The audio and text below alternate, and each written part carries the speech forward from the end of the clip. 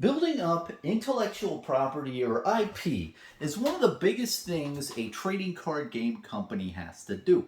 And I really want to dive deep into this concept because I feel like it's not talked about a lot. I mean, we all like the trading cards and buying them and the company. We know Legend Story Studios is, selling and making the game. But I think that IP or intellectual property isn't really viewed by the consumer as much as really the end goal. And I think that it's just so important when you are starting up a trading card game company or haven't established one to just build up IP and have those assets at your disposal. So, what is intellectual property? It encompasses a variety of things. You've got the trademark, that that's intellectual property, and then you've got the artwork. That's also intellectual property. It's things that are not physical assets, but just the digital intangible assets is what we're talking about. And another couple things is patents. So Legend Story Studios has a patent pending out there. If you look at the back of the booster pack wrapper, and I know a lot of you haven't, but I have because I've examined my booster pack wrappers, man. I'm looking all over those things, and it'll say patent pending. So it's very interesting how they're trying to patent a game system around Flesh and Blood. Now, I think it's around the pitch system, that's whole thing of playing the game where you pitch a card and then play the card with the pitch value.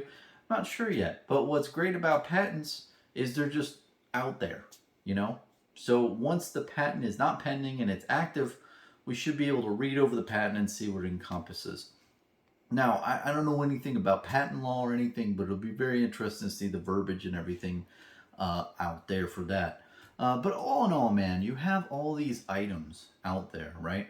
That Legend Story Studios own. Say they own the artwork, the image, probably the patent for the game system, and all these other like trademarks and what have you for their game, and the hero names and everything. Like if you ever wondered why like Viscerai, why they had that instead of Mark, well, you can't copyright or trademark Mark, but you can trademark or copyright, the Viscerai. Viscerai is a pretty unique word in my mind.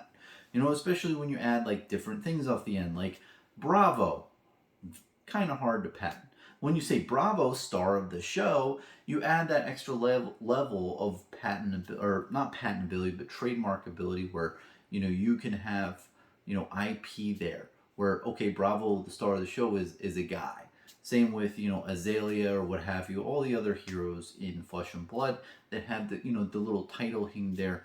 That really just makes it unique, and it makes it so you can have that as IP. So I really like the direction they have there, and they're having the lore and the story and all that stuff, which is IP. So there's a lot of things in the background, and you might say, well, Bronson, why? Why does that matter? Why is that so important to Flesh and Blood? Well, the reason being is quite simple.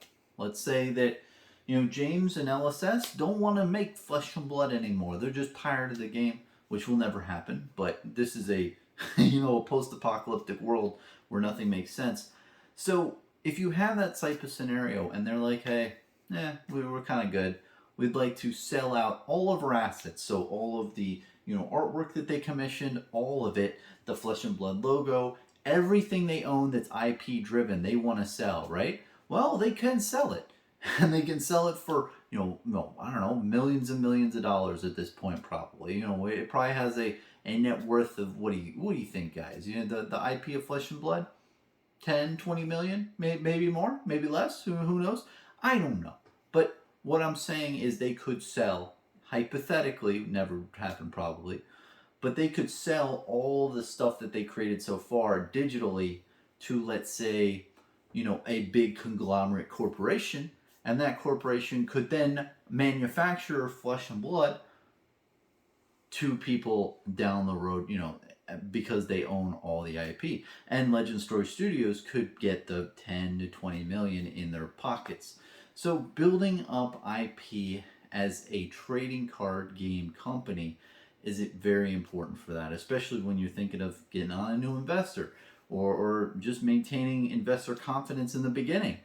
And if an investor's like, well, why should I, invest in your trading card game? What do you have that other people don't? And if you can say, well, I've got these really unique aspects of my game, and I have all this unique artwork that was commissioned and all this stuff. Well, that's pretty intriguing. Well, then that is more helpful for an investor to get on board, especially once your game's established, like Flesh and Blood, because you can say this now if they want a line of credit or anything else. James and LSS can be like, yo, of course we don't have that much in the bank account, but our IP franchise here for Legend Story Studios, the IP that we own, everything, the artwork and everything, is worth 10 to 20 million or somewhere in that ballpark range. So you could even like scout for offers and then say, okay, well, we have been offered this in the past, like 10 million in the past. This is where our business is valued at. It's really evaluating the business, even though they most likely wouldn't sell. And you could take this concept from a bunch of different angles. Like, let's say Coca-Cola was like, you know what, we're tired of making money hand over fist with selling sugar water. Bronson will sell you the whole logo for like $2 billion. And I'm like, okay. And now I can manufacture Coca-Cola in my room and just like, make all the cans of Coca-Cola with sugar water and put the Coca-Cola label on because I purchased that intellectual property and then can sell it because it differentiates this from any other trading card game or the Coca-Cola from any other, cola-based thing out there. There's a whole brand and IP that's very important. And when you have like normal things like products like Coke, yes, it's important for, brand awareness. But with TCGs, I think you encompass so much more because Coke doesn't need that much artwork. That they might commission a video here or there for commercials, but they're not making a lot of like graphics and a lot of things to like, have IP over. But with Flesh and Blood, Legend Story Studios, and all the other TCGs out there, they have a metric F ton of just so much IP because every new set, well, you have to commission 300 new pieces of artwork. Oh, well, you might have new heroes in there. You have to, you have those things to have IP over, and the lore and the story, which is, copyrighted. There's so much IP that accumulates over time when you have a trading card game, and I think it's really important to foster. Now, getting into structuring a business around IP. Now, I just want to, put out there, I am no legal person or anything like that. I have no understanding of this really. I just listen to stuff and watch videos. Please take what I say with a couple grains of salt. I'm just a normal guy in a normal room. But from my experience and from what I've seen other companies do out there, is when you have different intellectual property, no matter where you're big, you're small, any type of company, you always want to have a holding company. And it's kind of difficult to understand, but basically there are things called LLCs, limited liability company, right? Most of you probably understand that concept. But you have one company here, and then you have a company underneath them. And the one underneath them is kind of like the one that can get sued and everything. Whereas a holding company up here, it's really doing nothing but holding the IP and the intellectual property. So for example, Legend Story Studios, they have a structure where this company up here, like let's say it's LSS, right? They own the logo, the artwork, all the nice IP is in LSS, right? It's a hunky-dory in this holding company. But then they have this other company below the subsidiary. Let's just say it's called Legend Story Studios Limited, right? Or Legend Story Studios Trading Company, right? And this trading company is the one that distributes the game. Now, they don't hold any IP. They just license it from the holding company. So the holding company and Legend Story Studios Trading have this agreement on paper that says, hey, you can use our digital mediums and all of our IP, right? For, let's say $1 in perpetuity. And the holding company holds it, but they write an agreement to the trading company that you can use our assets, indefinitely. And they probably have like some, frou-frou, small amount of money to do that. Now, let's say someone wants to go after Legend Story Studios. They don't like the IP, they think they infringed on them, or let's say bad stuff happens to the trading card company where Legend Story Studios just doesn't have enough money and has to go bankrupt, right?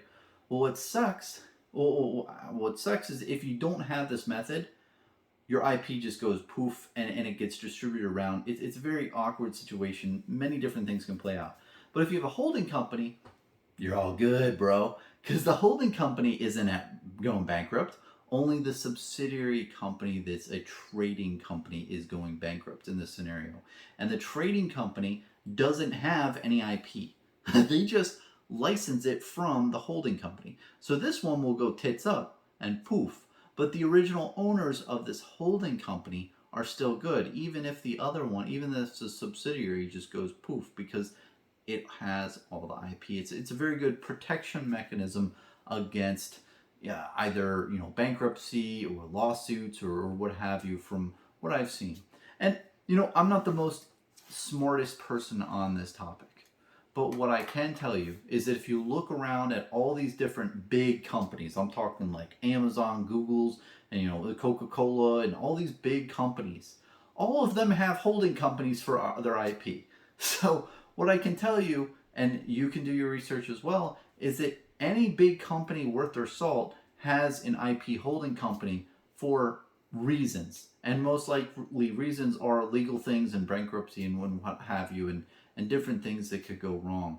So I think in this industry, in the trading card game industry, having that type of setup is very important. It's very vital. It's very vital if you do have a multi-level organization of LLCs to identify the IP that you have and make sure it is pegged to that holding company. And that holding company literally does nothing but hold the IP and license it out to the bottom tier trading LLC that you have established. And Legend Story Studios has it established as well. And when I saw that, I was very comforted. I was like, oh, okay, they're covering their shit here. So, all in all, IP, just to sum up this level of talking, is very, very important for a trading card game company. And you might think that Legend Story Studios Flesh and Blood is mainly a TCG, and it is. And it will most likely stay that way for a very long time. But if they want to pivot in other things like merchandise or whatever, what have you, other mediums, having that intellectual property just backed and just good is what's going to make their company overall very valuable on paper. And building that level of IP is very smart, and it's kind of like the purpose of why you get into this whole industry, man. It's because anyone can sell trading cards out there in the world, but what you put to paper and ink onto the cards is so important. And just owning that different realm of artwork and everything that goes into that is what really makes your company versus others, is you have these intangible assets. Now, I want to go a little bit into a case study here at the end of the video. Now, not a lot of people are probably watching this far. I know I've bored a lot of people with IP, man. It's a weird topic, man, and I know I don't know the most of it. But I want to talk about a case study that I've seen in the TCG industry recently that I'm really monitoring, and I'm really wondering how it's going to play out. And it's a Metazoa. And just to give a big disclaimer before, I just want to rehash kind of my opinions on Metazoa. A lot of people hate it. A lot of people love it. I'm kind of in the middle here. I'm playing both sides. I'm like the Mac and Sunny in Philadelphia. I'm just playing both sides so I always win. But essentially, my views is I don't like the gameplay, don't like the art, don't like what the game stands for. So I don't like it from that aspect. But I see their business model, I see their strategy, I see their backers of Steve Aoki, and Rudy has his seal of approval on it, and I see what their business strategy is and what they've got going for them, and I do think that they are going to succeed in the future. So I'm kind of in the middle here, man. I don't like the game or anything, but I do have a high level of confidence personally that it's going to succeed and it's going to last for a good amount of time. Now, getting that all out of the way, that's kind of my overall views of them, but I want to talk about their intellectual property. Now, it's really tough because at the core of what Metazoa is It's just a bunch of folklore and all that jazz. But that's not really patentable or trademarkable. You can't trademark a Sasquatch or Mothman. And I listened to a really good content creator out there. His name is MTG Lion. He made a video and he talked about it more. And he knows a lot more than me, man. I'm just a normal guy in a normal room. But that aspect of it is very important. Is that there is no real copyright or IP around the namings of the card. Whereas Flesh and Blood or any other TCG, if you have a distinct name like Bravo Star of the Show, you can have IP around that. But when you have Mothman or Wingdingo or any of these other named cards that are already part of lore throughout the world, you can't really put anything to that. And another thing that's really concerning is that with Metazoa, they used a lot of Creative Commons free digital artworks out there and kind of, tweak them here and there, which is fine. No judgment. If you like that artwork, great. But they don't have any IP with a lot of their artwork, especially, the beginning sets of their game. They don't own that art at all. And honestly, I think they should just go after those places that they got the original artwork now and try to get that back. Because it's really concerning in the future, they don't have that type of thing. And you might say, well, Bronson, why does this matter? Why does this matter at all? Well, if I try to peg an amount that Metazoa is worth on paper for their intellectual property, could they sell their brand to a big corporation out there? Could they? Could they say, hey, we want to sell a brand? And that big company would be like, hey, so I'm paying $10 million. What am I really receiving? I'm receiving like 80% of your artwork, because 20% is probably free. I'm guessing there. And then but even still in the future, I'm not going to be able to have a lot of IP in the future because we're based off of just lore and stuff out there. And if you go through the things that they own, it's just not as much as a normal TCG that has their own IP.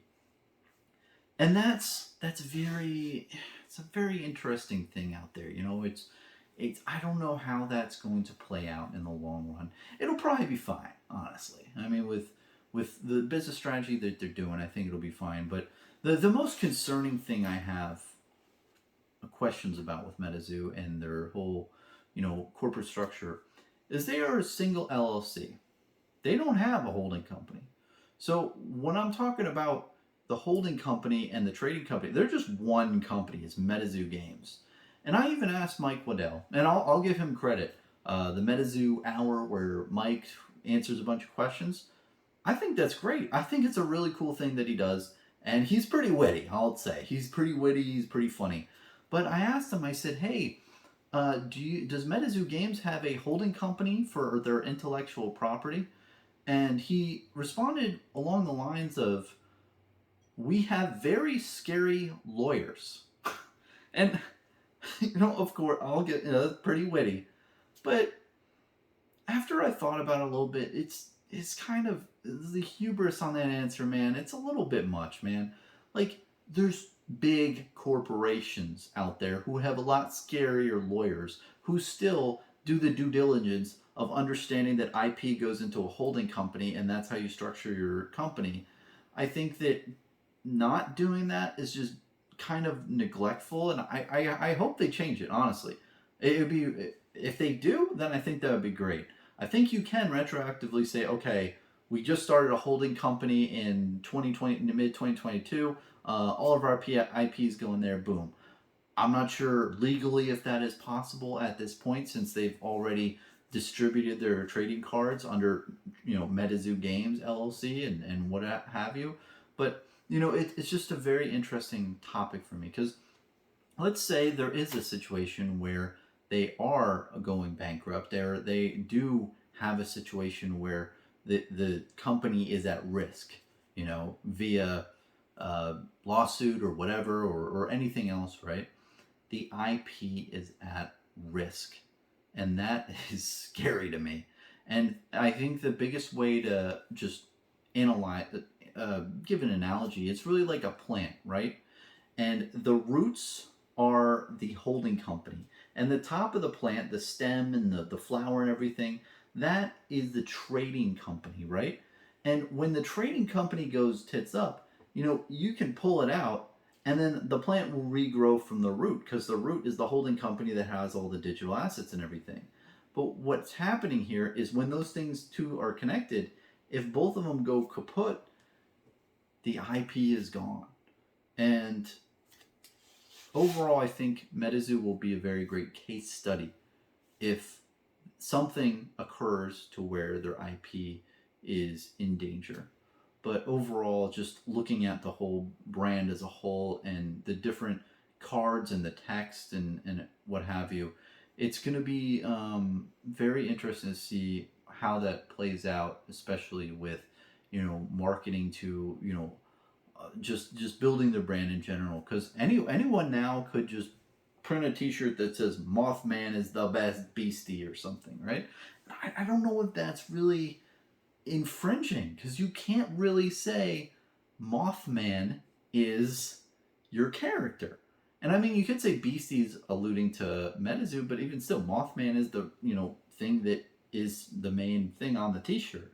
So there's a lot of branding situations I think that they're going to get into, and I will be very interested to see how it plays out. Overall, I just want to say I do believe in the game with its strategy.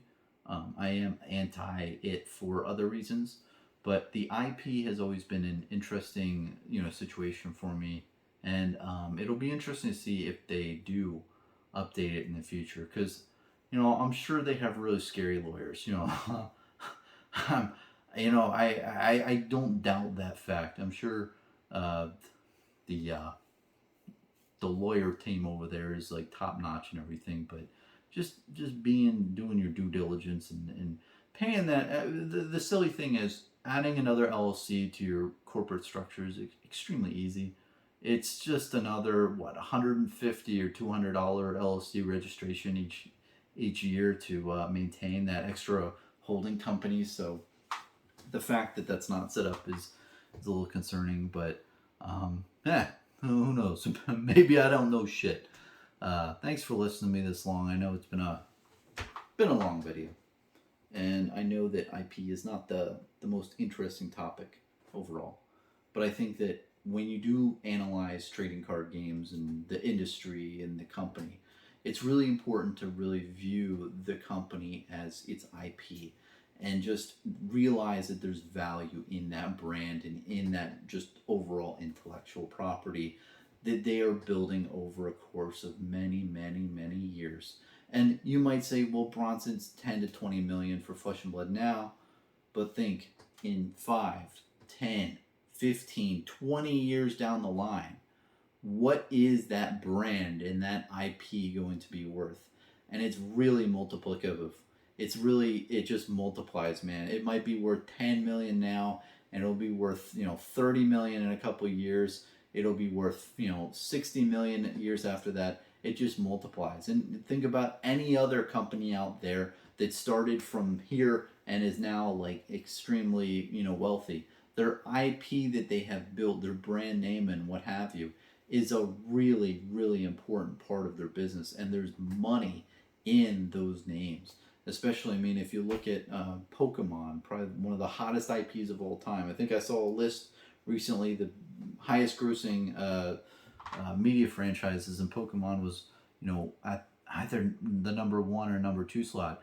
Just the brand names that they have, with a Pikachu or a Charizard or a Bulbasaur, all these are household names that have a lot of value. So just something to take away and something to realize when you're analyzing different TCG companies and especially with these new ones, man. They start out and a lot of them I think don't really focus on building some new type of names and new types of IP that they can really just build upon, because it's really important, especially if you're trying to get investors in, to really show that you have something here and that you differentiate from the rest of your market, especially in the TCG realm.